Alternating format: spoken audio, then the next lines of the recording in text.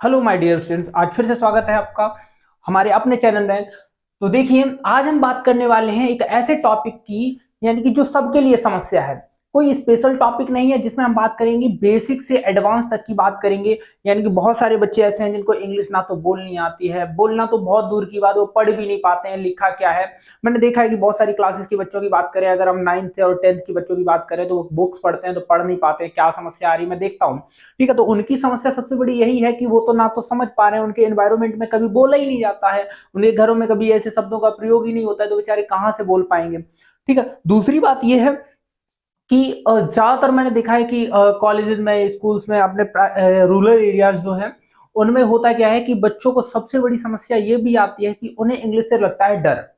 क्या लगता है? डर लगता है। तो सीधा सा अपना जो टॉपिक होने वाला है वो इसी पर है, बेस्ड है। हम क्या करने वाले हैं, जीरो से आपको एडवांस की ओर लेके जाने वाले हैं। यहाँ पर आपको ग्रामर में कोई भी टॉपिक आपका नहीं छूटने वाला है, क्रम बाई क्रम आके पढ़ते रहेंगे। तो हम ज्यादातर कोशिश करेंगे कि आपको हिंदी में समझाने की कोशिश करें, जिससे आपको प्रॉपर वे में समझ में आए, क्योंकि हमारी जो मातृभाषा है वो हिंदी है, तो आप हिंदी में ज्यादा अच्छे से समझेंगे, तो इसलिए हम ज्यादातर हिंदी में ही क्लियर कराएंगे। ठीक है आपको?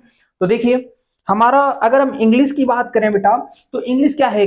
इंग्लिश एक लैंग्वेज है, जैसे हमारी हिंदी एक है भाषा है, वैसे ही हमारी इंग्लिश भी भाषा है। तो भाषा को सबसे बोलने की सबसे छोटी इकाई जो है वो क्या है हमारी? वो है लेटर, यानी अक्षर। क्या है? लेटर है। और अक्षर से हम मिलाकर क्या बनाते हैं?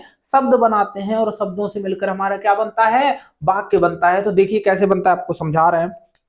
देखिए, हम बात करें सबसे पहले, हमारी जो सबसे छोटी इकाई है वो क्या है? लेटर। ठीक है, इसको क्या कहते हैं? अक्षर। ठीक है, ध्यान से समझने की कोशिश करिए। अक्षर, तो आपको सभी को पता है इसमें क्या क्या आता है। A, B, C, D, E, F, G, H, I, J, K, L, M, N, O, P, Q, R, S, T, U, V, W, X, Y और जेड। यानी कि टोटल जो हमारी इंग्लिश भाषा में अक्षरों की बात करें बेटा, तो कितने होते हैं? 26, यानी 26 होते हैं। कितने होते हैं? 26। तो देखो, अब इनको भी दो भागों में बांटा गया है, जैसे हमारा हिंदी में बांटा गया है कि जो भी हमारे ओलम है उसको दो भागों में बांटा गया है, कुछ होते हैं स्वर और कुछ होते हैं व्यंजन। वैसे ही इंग्लिश भाषा में इनको डिवाइड किया गया है दो भागों में। तो पहला है हमारा कौन सा? वॉवेल। वॉवेल है। और दूसरा क्या है? कॉन्सोनेंट है। क्या है? दूसरा कॉन्सोनेंट। तो देखिए, वॉवेल में कौन कौन से आते हैं बेटा? तो वॉवेल में हमारा जो है वो आता है ए, उसके बाद ई, आई, ओ और यू। कितने हो गए टोटल? 5। तो हमारा क्या आया? ए, ई, आई, ओ और यू। कितने हुए? 5 हुए। और ये हमारे क्या है? वॉवेल है, जिसे हम हिंदी में क्या कहते हैं? स्वर। क्या कहते हैं? स्वर कहते हैं बेटा। क्लियर हुआ? ठीक। अगला है कॉन्सोनेंट, इसे क्या कहते हैं? व्यंजन। व्यंजन। तो देखो ये क्या होते हैं? तो हमारे जितने भी बच्चे हैं वो हमारे सब क्या है? कॉन्सोनेंट हैं। देखिए कौन कौन से बच्चे हैं। तो B, C, D, F, G, H, J, K, L, M, N, P, Q, R, S, T, V, W, X, Y और जेड। ठीक है, ये हमारे कितने हैं? 21 है। ये हमारे क्या है बेटा? कॉन्सोनेंट, यानी कि व्यंजन है। अब सबसे बड़ी समस्या ये है बेटा कि स्वर और व्यंजन में डिफरेंस क्या है। स्वर और व्यंजन, यानी कि हमारा जो है इसे हम क्या कहते हैं? वॉवल, और दूसरा कॉन्सोनेंट। इनमें डिफरेंस क्या है बेटा? तो डिफरेंस देखना है, तो डिफरेंस बेटा ये है, तो देखो डिफरेंस ये है कि जो हमारे वॉवेल हैं इनको बोलने के लिए किसकी हेल्प नहीं लगती, इनको बोलने की कॉन्सोनेंट की हेल्प नहीं लगती, ये फ्री होता है। ठीक है, तो वॉवेल को बोलने में हम लिख सकते हैं, वॉवेल को बोलने के लिए किसी अन्य अक्षर की जरूरत नहीं होती है। ठीक है, अब आप अक्षर की जगह मान सकते हैं बेटा कोई भी साधन बोल सकते हैं। क्या बोल सकते हैं? कोई भी साधन। ठीक है, कोई भी साधन की जरूरत नहीं होती है। अब हम कॉन्सोनेंट की बात करें बेटा, तो कॉन्सोनेंट को बोलने के लिए हमें किसकी जरूरत पड़ती है? वॉवेल की जरूरत पड़ती है। It is compulsory. हम आप बोल के देख लें, कैसे हमें कैसे पता लगेगा कि हमें वॉवेल को बोलने के लिए किसी की जरूरत नहीं पड़ी और कॉन्सोनेंट को बोलने के लिए हमें वॉवेल की जरूरत पड़ी? तो देखो हम समझा रहे हैं आपको। देखो जैसे कि हमने वॉवेल कॉन्सोनेंट का पहले समझ लो। तो कॉन्सोनेंट की बात करें अगर हम, तो जैसे हमने मान लो क्या बोला, बी। क्या बोला? बी। तो इसको देखो बोलेंगे तो हमें ऐसा लग रहा है कि बी प्लस ई बना है। क्या बी? तभी तो ऐसा लग रहा है ना कि बी बना हुआ है। इसको बोलने के लिए देखो, जैसे सी को बोल रहे हैं तो क्या लग रहा है? ऐसा लग रहा है कि इसको बोल रहे हैं तो क्या निकला? सी। इसको बोल रहे हैं तो क्या निकला? बी। बात आई समझ में? तो ऐसे ही आपको क्लियर होगा। इन सबको अगर आप पढ़ के देखेंगे तो आपको पता लग जाएगा कि वॉवेल किसी ना किसी वर्ड के साथ कोई ना कोई वॉवेल जुड़ा हुआ है। ठीक है, बात आई समझ में? किसी ना किसी कॉन्सोनेंट के साथ कोई ना कोई वॉवेल जुड़ा हुआ है। तो ये आपको क्लियर हो जाएगा कि वॉवेल जो है हमारे वो फ्री होते हैं और कॉन्सोनेंट जो होते हैं हमारे वो वॉवेल की सहायता से बोले जाते हैं। क्लियर हुआ? ठीक है, देखिए यहीं पे अभी मैंने आपको समझाया कि जो लेटर है वो क्या होते हैं, दो प्रकार के होते हैं। जितनी भी हमारी एबीसीडी है वो क्या है? सब लेटर हैं और ये दो प्रकार के होते हैं, वॉवेल और दूसरा कॉन्सोनेंट। अभी मैंने आपको दूसरी चीज समझाने वाला हूं। उसमें क्या है कि हमने आपको बताया था कि जो लेटर है वो मिलकर क्या बनाते हैं? हमारा एक वर्ड बनाते हैं। तो देखो जैसे समझो, हमने लिखा जैसे बी लिख लिया। क्या लिख लिया? बी। और यू लिख लिया और एस लिख लिया। दोनों को मिलाकर क्या बना? बस। बात आई समझ में? उसी प्रकार जैसे हमने ले लिया सी, ए ले लिया और टी ले लिया, क्या हो गया? कैट। कैट मीन्स क्या होता है? बिल्ली। ठीक है, वैसे ही हमने ले लिया बी, ए ले लिया, टी ले लिया, तो बैट क्या होता है? बैट। इसको क्या कहते हैं? बल्ला। बात आई समझ में? तो यहां पर समझने वाली बात यह है बेटा कि हमें ऐसे लेटर्स को एक साथ लिखना है जिनका कोई पर्टिकुलर अर्थ निकले। अब जैसे हमने मान लो हमने ले लिया टी ए बी, टैब। लेकिन इसका कंप्यूटर की भाषा में अर्थ होता है, लेकिन यहां पर कोई पर्टिकुलर अर्थ नहीं होता है। ठीक है, तो ये क्या हो जाएगा? हमारा रॉन्ग हो जाएगा। जैसे कि हमने लिखा राम। ठीक है, तो राम हमारा क्या है? एक नाम है, नाउन हो गया, लेकिन हमने लिख दिया MAR। इसका कोई अर्थ है? तो हम फुल फॉर्म तो बना सकते हैं बेटा, फुल फॉर्म नहीं बनानी। यहां हमें शब्दों का पर्टिकुलर अर्थ चाहिए। क्या चाहिए? अर्थ चाहिए। देखो जैसे कि हमने लिखा एप्पल, तो इसमें हमने क्या जोड़ा? ए जोड़ा, पी जोड़ा, फिर एल जोड़ा और ई जोड़ा, तो हमारा क्या बना? सेब बना। ऐसे हमारे अर्थ निकलने चाहिए। बात आई समझ में? तो अगर हम लेटर्स को जोड़ते हैं तो हमारा क्या बनता है? ये सब क्या बने? वर्ड बने। क्या बने? वर्ड बने। इसे क्या कहते हैं? शब्द कहते हैं। क्लियर हुआ? देखो देखो बेटा, सबसे अच्छी बात यह है कि हमें ज्यादा इन चीजों पर जोर इसलिए नहीं देना है क्योंकि ये सब ज्यादातर हमें नॉर्मली सुनी हुई चीजें हैं। ठीक है, अब कुछ ऐसे शब्द आएंगे जिनको हमने सुना ही नहीं है, तो वो क्या होता है कि जब हम डेली यूज करते हैं, डेली बोलते हैं इन चीजों को, तो अपने आप ही आ जाते हैं। जैसे हिंदी भाषा को, जैसे हमने देखा होगा कि हमें हिंदी बोलने के लिए किसी ने सिखाया तो नहीं, सिखाते हैं भाई, सिखाते हैं। जैसे घर वाले सिखाते हैं बोलना, हमारे दोस्त सिखाते हैं, हमारे मोहल्ले वाले। जैसे छोटा बच्चा रहता है ना, तो छोटा बच्चा क्या करता है ना कि उसको नहीं आता है बोलना, ठीक है, उसको उल्टे सीधे वर्ड्स बोलने नहीं आते हैं। लेकिन आपने देखा होगा फिर भी वो घर आके, छोटा सा बच्चा रहता है ना जो सही से बोल भी नहीं पाता है, तुतलाता है बोलते हुए, वो भी गाली देता है कि घर पे। वो जानते हो ये सब काम किसके होते हैं? मोहल्ले वालों के काम होते हैं। किसके होते हैं? मोहल्ले वाले। ये मोहल्ले वाले ना, इनसे बच के रहो, ठीक है। आगे देखो, इतना समझ में आया। अब हमें समझ में आया, एक स्टेप हमें आगे मिल गई। लेटर के बाद कौन सी? लेटर के बाद हमें मिल गई वर्ड, ठीक है, बात आई समझ में। अब वर्ड भी मिलकर कुछ ना कुछ बनाते होंगे। क्या बात आई समझ में? वर्ड भी मिलकर कुछ ना कुछ बनाते होंगे, तो ये क्या बनाते हैं? सेंटेंस बनाते हैं। क्या बनाते हैं? सेंटेंस। यानी कि ये हमारा अक्षर, ये हमारा शब्द, और ये हमारा वाक्य। यानी कि यहां पर सेंटेंस की बात करें तो ये क्या हो गया? हमारा वाक्य हो गया। क्लियर हुआ? चलो देखो, तो हमारा अगला टॉपिक जो होने वाला है बेटा, वो कौन सा होने वाला है? सेंटेंस होने वाला है। तो देखिए जरा ध्यान से, तो हमारा टॉपिक क्या था बेटा? सेंटेंस। इसको क्या कहते हैं? वाक्य। क्या कहते हैं? वाक्य। समझो, समझने की कोशिश करना।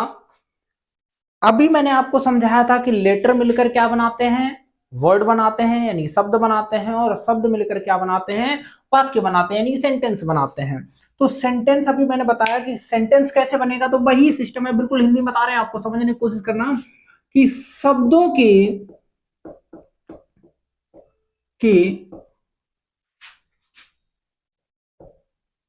सार्थक समूह को वाक्य कहते हैं। क्या कहते हैं? वाक्य कहते हैं।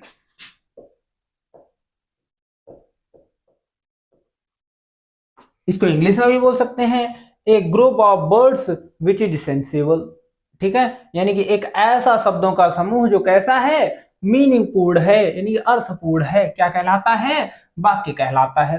तो समझने की कोशिश करिए। जैसे एग्जांपल हमने दिया, हमने ले लिया कि Ram is eating the food, Ram is eating the food. अब इसमें हमने क्या किया? शब्दों को बेटा एक व्यवस्थित ढंग से लिखा है। जैसे राम एक शब्द है, इज माने है, ईटिंग मीन्स खा रहा, और यहां द फूड मीन्स खाना, यानी कि राम खाना खा रहा है। और हम इसे उल्टा सीधा लिख देते, जैसे कि eating Ram is the food. क्या ये बेटा सही था? ये सही था? नहीं, ये सही नहीं था, क्योंकि इसका अर्थ नहीं निकल रहा है। क्या नहीं निकल रहा? देखो, खा रहा राम है खाना, तो ये अर्थ नहीं निकल रहा ना सही से। अर्थ कौन सा सही निकल रहा? Ram is eating the food. इसका मतलब क्या है? ये फर्स्ट वाला जो हमारा सेंटेंस है वो सही है। यानी कि सेंटेंस कैसे होते हैं? शब्दों का जब सही समूह होता है और उनका एक अर्थ निकलता है तो क्या कहलाता है? सेंटेंस कहलाता है। क्लियर हुआ? चलो आगे समझने की कोशिश करिए। हम बात करें कि इनको बांटा कितने भागों में गया है, सेंटेंस को कितने भागों में बांटा गया है, तो देखो समझने की कोशिश करो। सबसे पहला रहता है हमारा फर्स्ट, असर्टिव। क्या रहता है? असर्टिव। सेकंड रहता है हमारा इंटेरोगेटिव।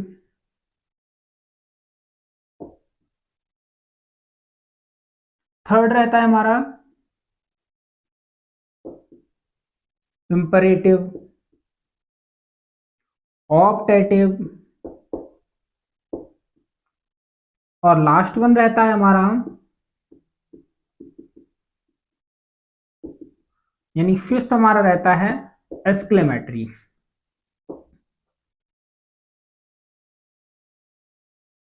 क्या रहता है? एक्सक्लेमेटरी।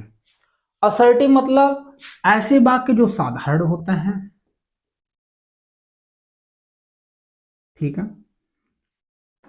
इंटेरोगेटिव मतलब प्रश्नवाचक,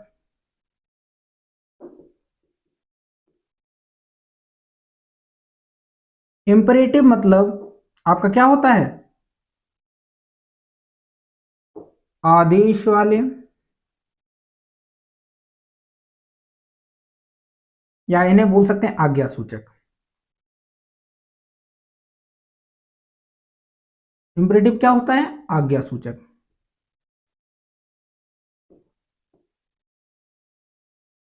ऑप्टेटिव होता है हमारा इच्छा सूचक।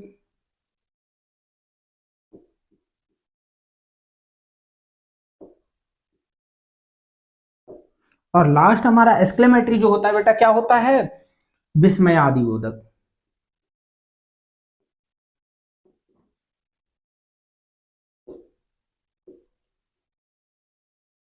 ठीक है, क्लियर हुआ। हम सबसे पहले वाले टॉपिक की बात कर रहे हैं जिसमें क्या है, असर्टिव। क्या है, असर्टिव। तो ध्यान से समझने की कोशिश करना बेटा, इसे कहते हैं विधि सूचक। क्या कहते हैं, विधि सूचक।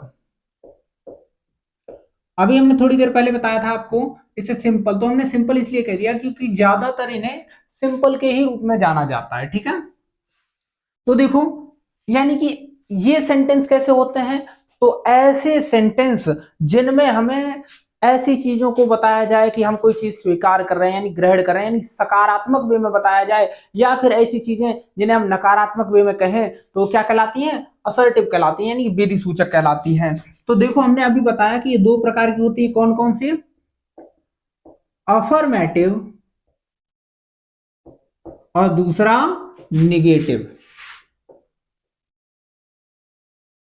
अफर्मेटिव और दूसरा निगेटिव। तो समझने की कोशिश करिए, इसको हम कहते हैं स्वीकारात्मक वाक्य।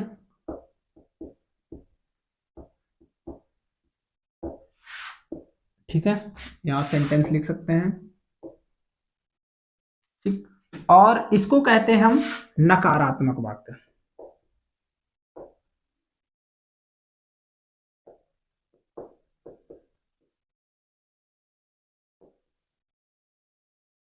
ठीक है, तो ध्यान से देखने की कोशिश करना।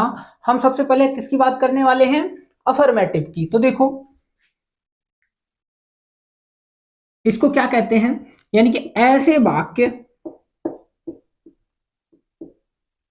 वाक्य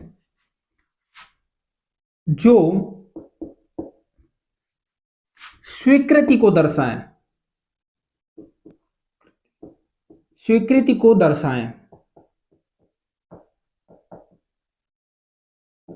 मतलब जो चीज है वास्तविकता बताएं, ऐसे वाक्य जो वास्तविकता बताते हो क्या कहलाते हैं, असर्टिव सॉरी अफर्मेटिव सेंटेंस कहलाते हैं।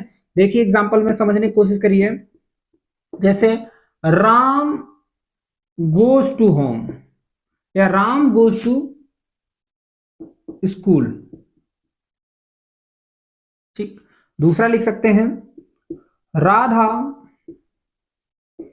Is dancing. बात आई समझ में, यानी कि राम स्कूल जाता है, दूसरे में क्या है कि राधा क्या कर रही है, नृत्य कर रही है। क्लियर हुआ, ठीक है। ऐसे ही इसमें समझने की कोशिश करिए, नकारात्मक क्या होते हैं, मैंने बोला कि इसमें स्वीकृति को दर्शाया जाए यानी कि जो वास्तविकता है उसको बताया जाए तो वहां क्या होता है, अफर्मेटिव होता है। और जहां क्या नकारात्मकता को दर्शाया जाए वहां क्या होगा, निगेटिव सेंटेंस होगा। जैसे कि देखो हम इसी को बोल देते हैं कि Ram does not go to school. क्या हुआ, राम स्कूल नहीं जाता है। और दूसरा क्या होगा, राधा इज नॉट डांसिंग, यानी कि राधा जो है वो नृत्य नहीं कर रही है। क्लियर हुआ, ऐसे हम वाक्यों को डिवाइड कर सकते हैं, भागों में बांट सकते हैं। तो हमारा जो अफर्मेटिव है वो वास्तविकता दर्शाता है और जो निगेटिव है वो नकारात्मकता दर्शाता है। क्लियर हुआ, ठीक है। तो हम अगले टॉपिक पे चलते हैं, ये तो हमारा फर्स्ट था। सेकंड हमारा है निगेटिव, सॉरी सेकंड हमारा है इंटेरोगेटिव। तो देखिए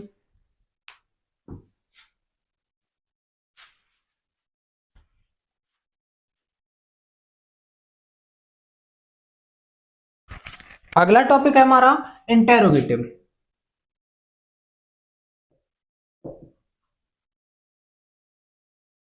क्या है इंटेरोगेटिव? इसे क्या कहते हैं? प्रश्नवाचक। प्रश्नवाचक। क्लियर हुआ? तो देखिए इसको, यानी कि हमारे ऐसे वाक्य जिनमें प्रश्न पूछे जाएं, क्या किए जाएं? प्रश्न पूछे जाएं, क्या कहलाता है? प्रश्नवाचक कहलाता है। जैसे कि हमने तुमसे पूछा तुम क्या कर रहे हो, तो भाई तुम पढ़ रहे हो ना ऑब्वियसली, यानी कि जिनके उत्तर दिए जाएं हाँ या ना में उत्तर दिए जाएं, या फिर उनका उत्तर कुछ ऐसा हो जो सामने वाला संतुष्ट हो जाए या असंतुष्ट हो जाए, ऐसे प्रश्न के जवाब जो है या फिर ऐसे वाक्य जो है क्या कहलाते हैं? प्रश्नवाचक वाक्य कहलाते हैं। तो इन्हें अगर देखा जाए तो दो भागों में बांटा गया है। कौन कौन से? पहला है हमारा यस नो टाइप, और दूसरा है हमारा question word type.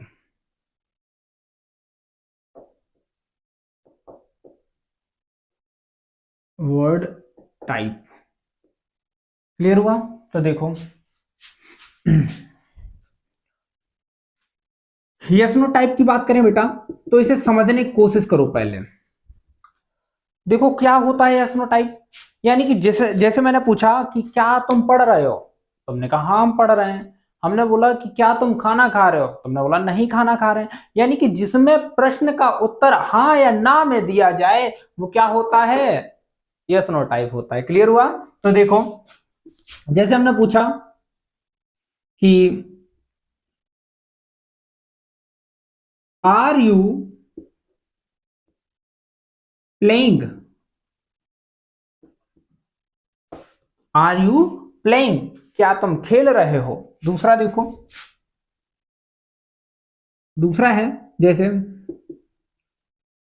Were you sleeping, इसका मतलब क्या तुम सो रहे थे। तो इसके जवाब जब हम देंगे हाँ या ना में जवाब देते हैं तो वो क्या कहलाता है? यस नो टाइप कहलाता है। और हमेशा याद रखिए ये स्टार्ट कैसे होते हैं, तो फॉर्मूले के रूप में देख लो बेटा, ये स्टार्ट कहां से होते हैं? हमारी हेल्पिंग वर्ब से स्टार्ट होते हैं। कहां से होते हैं? हेल्पिंग वर्ब से स्टार्ट होते हैं। नेक्स्ट हमारा क्या आता है इसके बाद? सब्जेक्ट आता है। उसके बाद क्या आता है?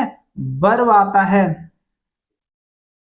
नेक्स्ट इसके बाद क्या आता है देखिए, नेक्स्ट हमारा जो भी रहता है ऑब्जेक्ट, लास्ट हमारा ईटीसी। क्लियर हुआ? पूरा लिख देते हैं। ठीक, देखो ऐसे रहता है। क्लियर हुआ? ये हमारा जो है फॉर्मूला, यानी कि इसी स्ट्रक्चर के अकॉर्डिंग ही हम वाक्यों को पूरा करते हैं जो एस नो टाइप में आते हैं। अब हम बात करें किसकी? क्वेश्चन वर्ड वाले की। तो इसमें समझने की कोशिश करिए। जब हम तुमसे बोले कि जब मैंने तुमसे पूछा क्या कर रहे हो, तुमने कहा पढ़ रहे हैं, तो हमने वहीं पर आपसे पूछ दिया कि क्यों पढ़ रहे हो।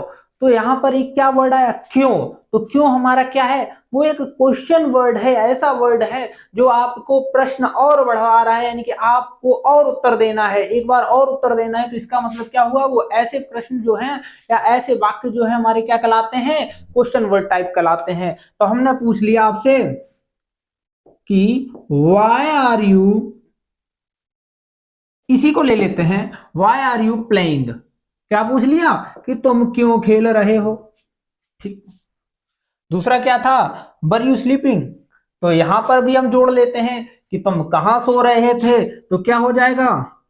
वेयर वर यू स्लीपिंग, तुम कहां सो रहे थे। तो देखो बात आई समझ में, यानी कि ऐसे वर्ड जो हमारे इस हेल्पिंग वर्ब से पहले जुड़ जाए, यानी कि एस नो टाइप का जो टॉपिक रहता है, यानी कि एस नो टाइप जो है हमारा, उससे पहले कोई हमारा कोई वर्ड जुड़ जाए और ऐसा वर्ड जो प्रश्नवाचक शब्द हो, वो हमारा क्या हो जाएगा? क्वेश्चन वर्ड टाइप हो जाएगा। और वो कैसा सेंटेंस होगा? इंटेरोगेटिव होगा। क्लियर हुआ?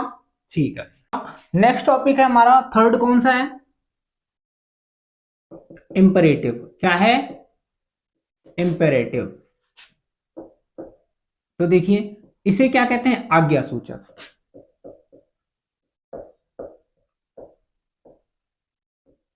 ठीक है, क्या कहते हैं बेटा? आज्ञा सूचक। तो देखिए जरा, देखो जैसे मैंने बोला तुमसे सीधा एग्जांपल से समझो। जैसे मैंने बोला कि मेरे लिए एक ग्लास पानी लाने दो, क्या लाने दो? पानी। तो देखो, give me a glass of water, give me a glass of water, मुझे एक ग्लास पानी दो। और वैसे ही मैं बोल सकता हूं, क्या बोल सकता हूं? लेट मी सी, मुझे देखने दो। तो यहां क्या है? ऐसे वाक्य जो हमारे किससे, वर्ब से स्टार्ट हो, पहली बात तो ठीक है, या फिर किससे स्टार्ट हो, लेट से स्टार्ट हो, वो क्या कहलाते हैं? इंपरेटिव सेंटेंस कहलाते हैं। जिसमें क्या दिया जाए, देखो, जिसमें देखो एडवाइस दी जाए, ठीक है, सजेशन दिया जाए, ठीक है, उसके बाद आपसे रिक्वेस्ट की जाए, एडवाइस हो गया आपका, उसके बाद ऑर्डर दिया जाए, ठीक है, ऐसे टॉपिक्स जो है हमारे, या फिर आपका बोल दिया जाए, कमांड किया जाए, ऐसे टॉपिक्स जो है हमारे, वो क्या कहलाते हैं? यानी कि जब इतनी सारी क्रियाएं आपको दी जाएं, तब वो सेंटेंस हमारा कैसा होगा? इंपरेटिव होगा। ठीक है, बात आई समझ में? क्लियर हुआ होगा?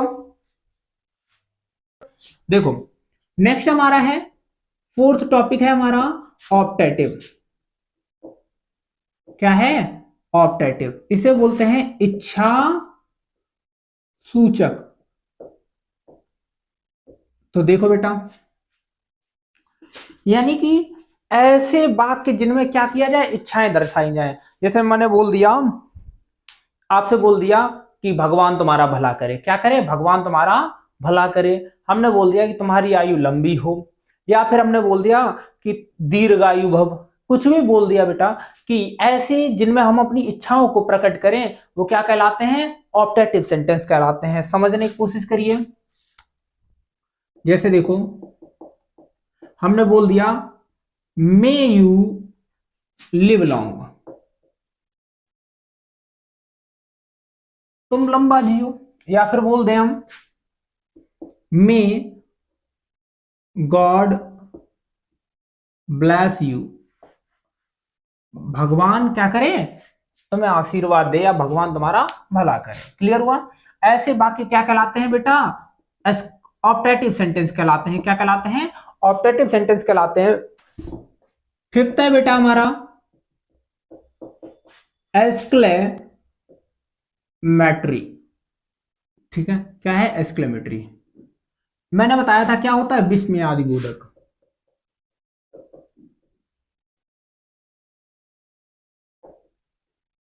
क्या होता है? विस्मयादि बोधक। क्लियर हुआ? देखो, इसमें होता क्या है? इसमें आपको दर्शाया जाता है शोक। क्या? शोक दर्शाया जाता है, या फिर हर्ष, या फिर पीड़ा, या फिर उत्सुकता।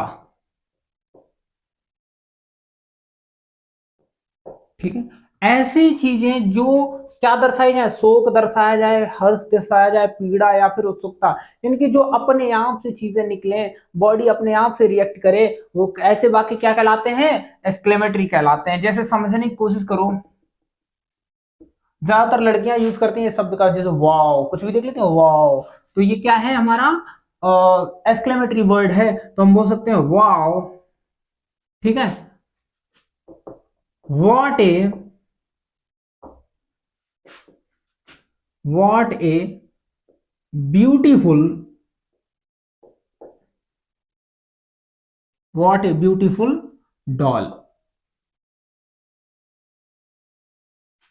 ठीक है, तो ये क्या हो गया? कितनी सुंदर डॉल है। दूसरा समझने की कोशिश करिए।